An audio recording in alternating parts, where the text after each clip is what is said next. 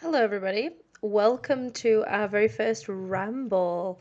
Now, if you haven't seen our most recent YouTube short about what the word ramble means, it means to talk for an extended amount of time about a certain topic. So I'm curious as to whether or not people can tell from this list of vocabulary that we have to the side here as to what the topic of today's lesson is going to be, today's ramble, I should say. Yes, I do digress. Today I am going to talk at you, and you are going to listen, and together we are going to learn some vocabulary. So let's get started. Well, actually, the first thing that I wanted to talk about today was connected to my accessories. Please don't look at how dirty the lenses are. I don't want to talk about this. But these are my glasses.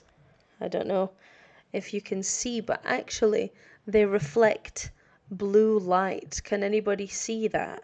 Um, I don't know if that's affecting your audio, but these are blue light glasses. So basically, what they do is they stop the blue light from going into my retinas, my eyes, and this reduces the chances of me getting headaches. It also reduces the chances of me getting tired while I'm working at my desk. I spend a lot of time in front of a computer, so that is something that is quite important for me. So yeah, like I said, you can actually see the blue in the lens reflecting out of the glasses themselves. But yes, I should clean the lenses more often, and I haven't because I'm terrible. An interesting thing is that the word lenses is actually used to talk about more things that are like glass screens. So, for example, right now I'm talking to a camera lens, but it's only one lens. There are two here, so this is lenses. And like I said, there is a blue tint in my glasses because it is reflecting blue light. Have any of you heard of the expression rose-tinted glasses? Now, I know that I can sometimes suffer from rose-tinted glasses when I think that something is better than it actually is, because maybe I have a history with something, or I really have a personal preference for that thing. For example, I love Nintendo. I love Nintendo so much. I love Mario, I love Pokemon, I love Zelda, and sometimes the games that come out are not good games. Sometimes they are very bad, or sometimes they get low ratings.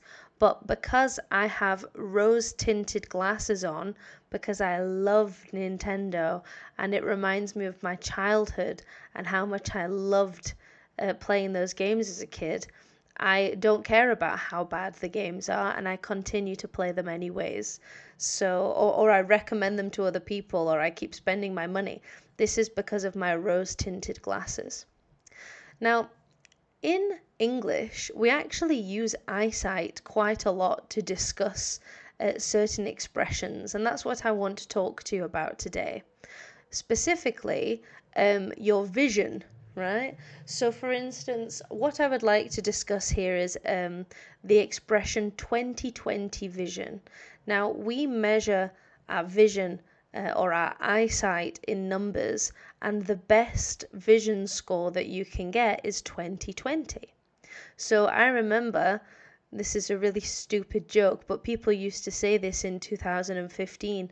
Imagine that you're in a job interview and the manager says, "Where do you see yourself in 5 years?" You can say, "I don't have 20/20 vision." It means I don't have perfect eyesight, and also I can't see into the year 2020. Yes, it's a stupid joke. Anyway, let's continue. So, there are two types of poor sightedness. You can be short sighted and you can be long sighted.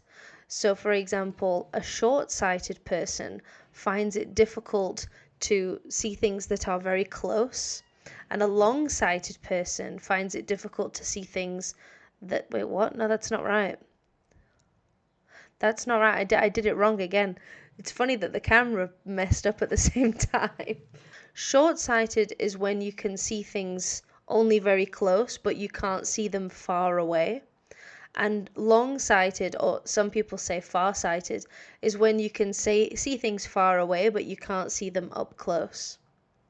In my case, I don't have problems with either, but I have noticed something curious as I get older.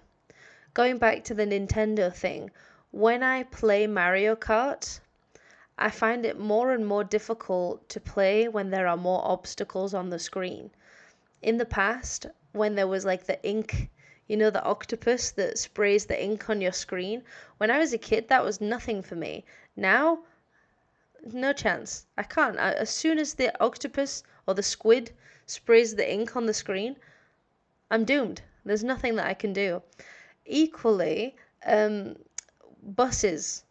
When I'm waiting for a bus, like I used to be able to see the number of the bus from ages away. Now I can't see a thing. And I have to just hope that it was the bus that I wanted. So I stick my hand out and then I'm like, oh, nope, not that one.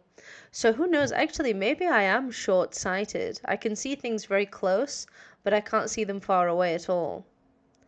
Okay, there are two more words that I would like to discuss with you today, and that is foresight and hindsight. Now, we discussed 20/20 vision, which is when you can see things perfectly. We have an excellent expression in English that I want to write for you today, which is hindsight is 20/20. Hindsight is looking behind, right? Going back in time and looking to the past. When something bad happens, it's always very easy to look back and go, ah, yes, I shouldn't have done that. Yeah, yeah, that was stupid, right? So I always think it's very interesting when people give you advice about things that have already happened, things that are too late to change. Oh, you should have tried this, or you should have spoken to him differently, or you should have contacted me. You know, it's like, shut up. How would you know what happened? Hindsight is 20/20. Don't give me useless advice, right? Equally, foresight is to do with being prudent. Can you predict things in the future? Do you have foresight? It can be something magical. It can be just a prediction that just happens to be true. Like, okay, let me make the prediction now. Are you ready? Okay, wait, give me a sec.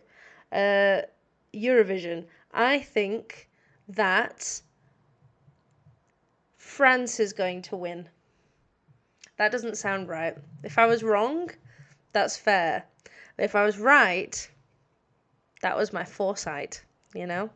That was my ability to see into the future. Okay? So, foresight is all about looking into the future. Do you have the foresight to anticipate different things happening? Do you care about your money, for example?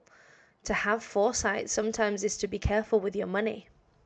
So in actuality today, we've talked about lots and lots of different expressions. But tell me in the comments, which was your most interesting word? Which was a word that was new for you? And do you have rose-tinted glasses about something? If so, what is it?